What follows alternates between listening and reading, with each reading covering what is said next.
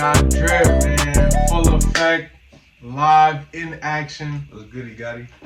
Like I said, the next video is something special, man. We here with a talented young brother by the name of ClubBum, man. Introduce yourself. Yo, bless guys. Yo, I go by ClubBum. A lot of people, how about to say a lot of people call me Justin.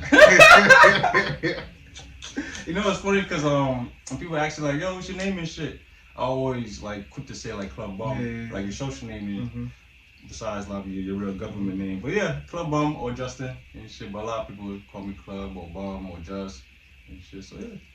So while he's working on a masterpiece of his, you know, we're gonna just ask him some questions, get to know about his artwork, his life, his lifestyle, etc. So Thanks, man.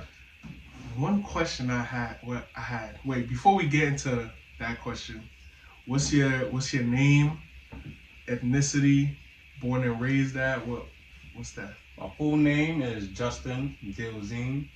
It's funny because a lot of people used to, when I used to say my last name, they'd be like, Gilzine. The fuck, what country is that? And shit, but my race and ethnicity is Jamaican. How you put the quotes? I'm gonna explain that more. Like when I be like, as far as like my art and shit, I study a lot, and so like the more like I learn about myself or about my culture, and the more I become aware. And you know, of course, when I say Jamaicans, that's just the title that it was given during like the 1960s. That's not the actual terminology of the actual people. It is, you know, because of course we come from majority of us. Well, exactly majority of us stem from Africa. You know the whole. I ain't gonna explain that. That makes sense. You know, born and raised in the Bronx. Yeah, born and raised in the Bronx. We call me Yankee. Best place to be, man. BX. Bronx. BX. I would say Bronx raised me and Harlem shaped me. You know, because the majority of people think like I'm from Harlem. You know, but you be out there a lot. But like the birthplace of my art career and everything was like resonating in Harlem, and that like helped shape everything. Like for the past. You feel like you got a lot of your inspiration from there? Yeah, definitely. Especially like artistically. Been teaching Department of Education for 8 years. For real? Yeah. You should do a lot of shit. What'd you do when you was working on DOE? Let me tell you this, like I mainly started off like my first passion was basketball. And so that was it. I didn't even care about art. I was just doing art when I was just depressed, tight, or just bored, like growing up in my house. But you knew you had it in you while you was doing it? Or you just did it like on the side? Like yeah, I just did it on the side. It's like a lot of us don't know like the genius and the talent that we have until like either other people exposes that or through some experiences with our life, like we see within ourselves. And, you know, and it was kind of like both, you know, because I always have people tell me like, yo, you good at drawing and stuff like that, but it was just more of a hobby, you know. So that makes sense. Yeah. So after high school, that's when I like. You know, after high school, you don't really know what you really want to do, and around that time, my pops was like an OD.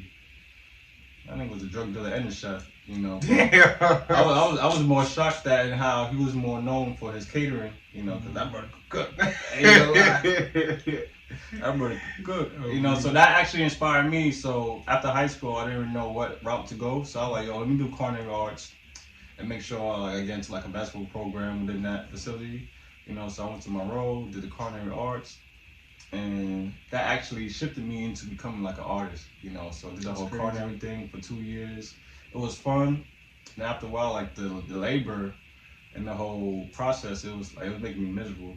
And shit. So, and that's when I was like, started slipping. I went from like a 3.9 GPA to a 2.3. In like 2 months, I'm like, yeah, the restaurant business is. I know. It's like college is easy to slip up. Right, for real quick.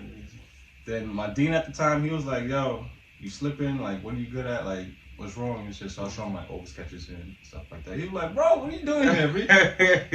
He was like, yo, finish the last semester and you could go, I'll write your letter of recommendation to transfer to art school and shit. I took his advice halfway and shit. I'm like, damn, I do got one more. I do got 2 more months for this last semester, but damn, I'm just tired. I feel you. And shit. So I just stopped going all completely. Yeah. Then hooked up with my boy who's a graffiti artist and shit. I didn't know what canvas was till linked up with this nigga. And shit. So after that, gave me that inch and I created a whole mile. And my older brother got me a job working in the Harlem Shooting Zone. For real? After that, it was over. Like being around those children, those preschoolers, then teaching middle school and high school is like, yo, they really gave me the confidence and inspiration to really. They would see your pieces and talk about it. The little kids, they'd be like, yo, what are you doing? Or it would just be random, like their energy was just like, yo, let me just try to draw them, you know, and it would just carry on like that. Then I'll get inspired by their confidence and them just picking up something and just doing it, you know, just I'm not even thinking it, just doing it, you know. So I got inspired off that. So I carry that from everywhere. For real. So I carry that foundation within my craft and shit, like basketball mentality.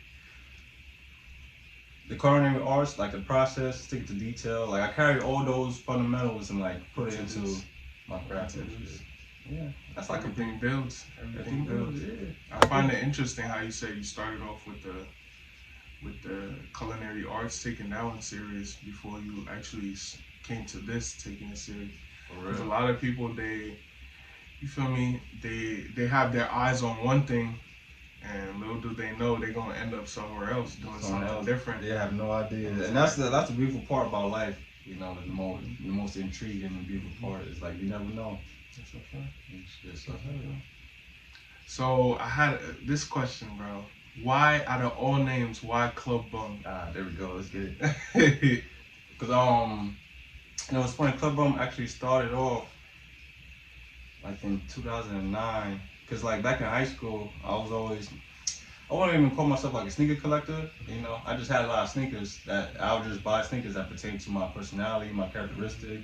And there was this dude in up on Gun Hill on Decal, up the hill and shit. Like he was known for having like the most sneakers. He had like over like 800 to 900 pairs of sneakers. Damn.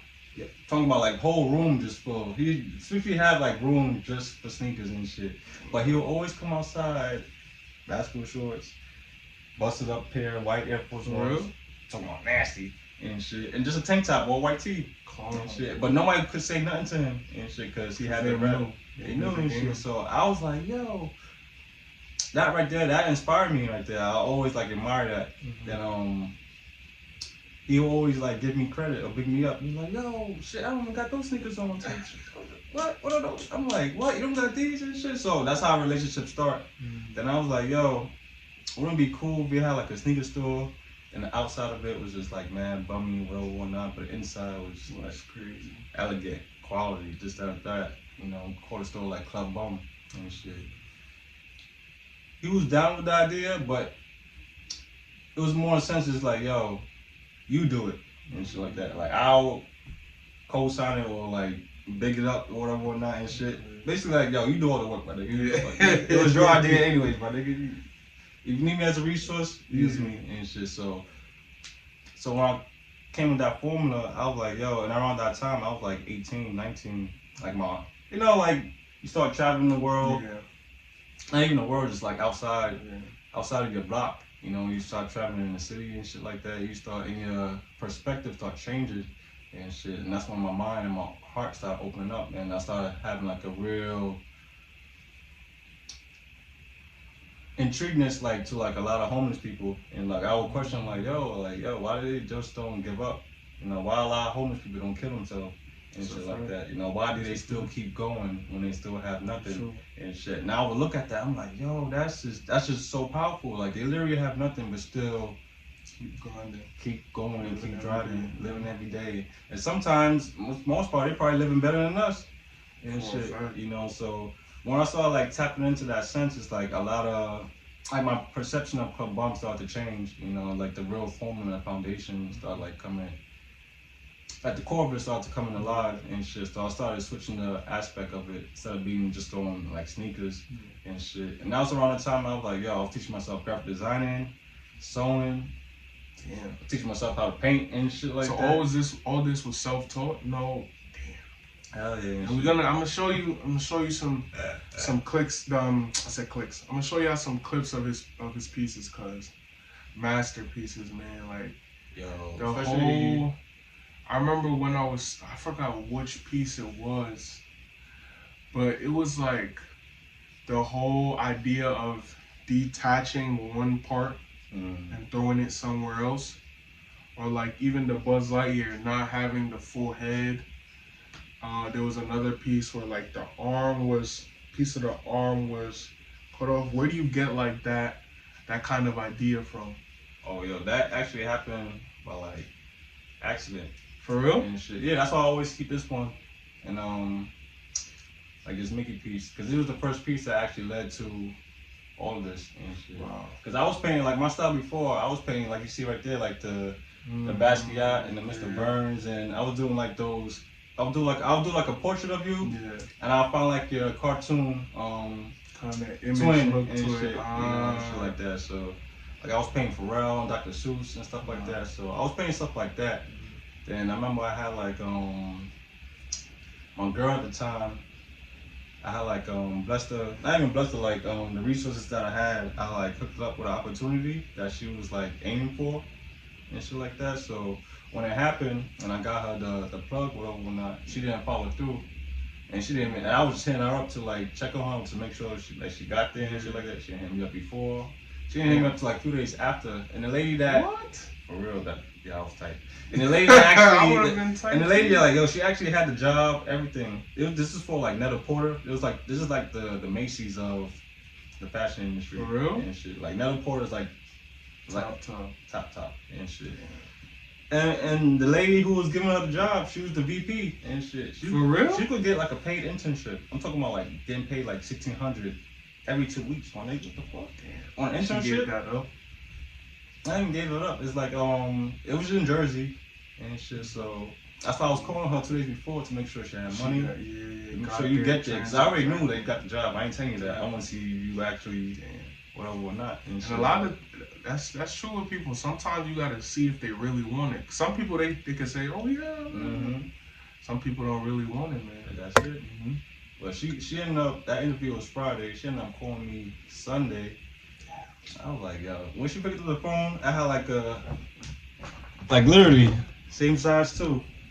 I had like a 16-ounce carbon black. The shit was open and shit, cause I was in my zone and shit. I was about to paint Mickey Mouse regular as it is and shit, like no distortion, none of that shit. Yo, she called me, had that shit on speaker. I'm talking like this. I'm like, alright, cool. And shit, alright, let me hear what this bitch gotta say. And shit, so she talking down. She was like, yo, I was trying to get there. Once I got to one stop in Jersey, I had to take another bus. I didn't have enough money out there. I was like, bitch.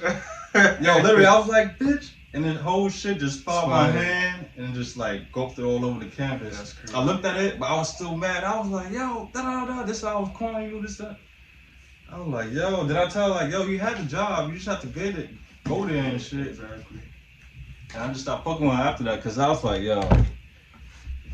I look at the Mickey piece, I was like, yo, I was just still tight. I was just like, yo, let me just play around with this shit, my nigga. I wasn't even just playing around. I was just trying to like just calm my emotions down and shit. And it turned into that. And I posted it on the gram just for fun and shit. My people was like, yo, this is fire. Yo, that was like, yo, I fuck with this more than you. First of all, I was like, what the fuck? Nah, I felt disrespected and shit at first. Cause I was like, whatever, not. I didn't think people was gonna really gravitate to it. Then my homeboy, who was like graffiti artist and shit, hit me up. He was like, yo, bro, that shit is so fire. Bro. You got something here. And he told me, he was like, yo, that's your emotions into a painting. Into a painting. That's your real emotions. I'm like, wow. Once he said that, I was like, yo, you got a point. No head, the eyes distorted, slipping and falling. It's crazy. For real. And I started calling it like, yo, when the goodness in you explode and shit, cause that's what I felt like. I'm like, yo, I was giving you all my effort, courtesy, resources, and shit, whatever, whatnot. And she gave it up. That's crazy. That's crazy. What would you say was your favorite piece making, up to date? I'll say up to date. Honestly, it would have to be this Pharrell Dr. Seuss piece that I did. and shit, because that was like the one piece that really like. It was like one of my most popular pieces and shit. Actually, like drawn like a crowd of like attraction, whether like I'm carrying it on the train or I'm hosting it at the school and shit like that. You still got it? Or you still no, the Harlem Hospital bought that shit. For real? Yeah, so it's in the Harlem Hospital in the children's facility. When did you first know like I could actually do this as a living? Because it's one thing to start something. It's one thing to be good at something, but then it's also another thing to be like, yo, I could actually like I can make money off this. Right, have the confidence. First show, my first group show in 2013, it was called Raw Artists. And one of my homies, he was like, yo, I see you doing your thing. My homegirl just went to this group show. Like, yo, you should try it. And this is like my first ever like sign up to an art show, whatnot. And I was mad nervous. You have to sell tickets just to get in. For real? Yeah, this one of them shits you have to sell like you sell a percentage of your tickets. How many you had to sell? I think it was like 20 or 30. Damn. And that would cover your cost of the admission. And whatever was left, you would pay the balance. That's crazy. And shit. So it was like a big group show. It was at the M15 Lounge in Soho by Canal Street. And it was in line. They said it could be like around 800, 900 people. That shit was packed. And shit. As far as like that's people, crazy. Attraction and shit. So it was a cool art show. It was one of my first main group shows and shit. So going through that experience, I was nervous as fuck. I'm like, alright. Now I actually thought it was gonna be a piece of cake. I'm like, alright. People gonna see it, they gonna like it, they gonna buy it and shit. So a couple hours passed, nothing. Kept having like, yo, this is nice. I'm like, yo, this is nice. Buy this shit. The fuck, that nigga's copy, my nigga. Oh, yo, I remember this one guy. He came up to me. He was like, yo, I ain't got no bread though. Like, I'm gonna tell you one valuable thing. He was like, yo, you gonna hear 99 no's before you hear that one yes. I ain't gonna lie. Once he said that shit, damn. I was like, thank you, cause that shit meant a lot to me. And literally, like later on that night, shutting down, closing, this one white dude came up. He was like, yo, who did this Biggie piece? I was like, yo, it's me. Let me show you. He was like, yo, can I get your number? Like, I'll write you a check tomorrow. I'm gonna hit you up. Da, da, da. I'm like, yeah, whatever, nigga. You lying. That's crazy. Nigga, stop lying. Hey, I feel you. Been hearing that shit be like that. Exactly. Yo, I'm next day. I'm teaching in front of my class, reading them a book from the preschoolers. Hey, this is the piece. That's fire. What? That's fire. And shit. Yeah, I'll do that shit now. It should be way better. But yeah, he hit me up. He text me. Like, I'm literally reading to the kids. Children, not kids. Text me. I'm like this. You're like, hey, this is Omar. I got $700 check for you. Let me know when you want. I was like, what the fuck? And the kids was like, the lead teacher was like, oh, you cursed in class? Yeah, I was like, oh. Because this never happened to me. This was like, yo, somebody's actually serious and buying. Exactly. I was like, yo, I told everybody sorry. I told like, yo, let me be excused. Let me go home. Yeah, I left early, got that piece, went down, dropped this shit off 14th Street. I'm like, yo, this nigga got nice out. Once he gave me the check, I think I ran the chase, my nigga. Make sure that shit come out. Think I cashed that shit. Once I got that 7 bills in my hand, I'm like, nah, I could really do this. That really actually gave me like the confidence in the. And I know I could actually do this for real. So let me like take this more serious, you know. That was like another inch, you know. So I have to create my own mile after that. So sometimes you just need that one little boost, that one little push to make you know that, you know what I'm doing is real. You know what I'm saying? What I'm doing is epic. You know? But the work is very discreet, man. Very discreet work. Oh, no, I appreciate it. It's just a lot of I remember you mentioned like earlier in the conversation, it's like something like whatever you're into, you gotta put time in and shit. And that's basically whether it was like basketball, culinary arts, or doing art and shit. Like we really have to put time into it, cause I've been a lot of time. Yeah, if I show you like how I painted before when I started compared to now, like you can see the. It's not no overnight change either. Even from doing the masterpieces that you did before to now these, even learning like, because remember you said that one was by accident, Right. but now it's like, how do I make this accident become a masterpiece? Right. How can I make? Yeah, exactly. How can I make this more proficient? Exactly. Or improve the quality of it and shit. That's basically it. Because I've been doing this for like what? Must be my 8th year now. Yeah. And shit, it's going in straight. Just learning. I feel you. Learning. And shit. And the more you learn, take that L off, it's earning. That's true. That's true. Like power words, dude. What's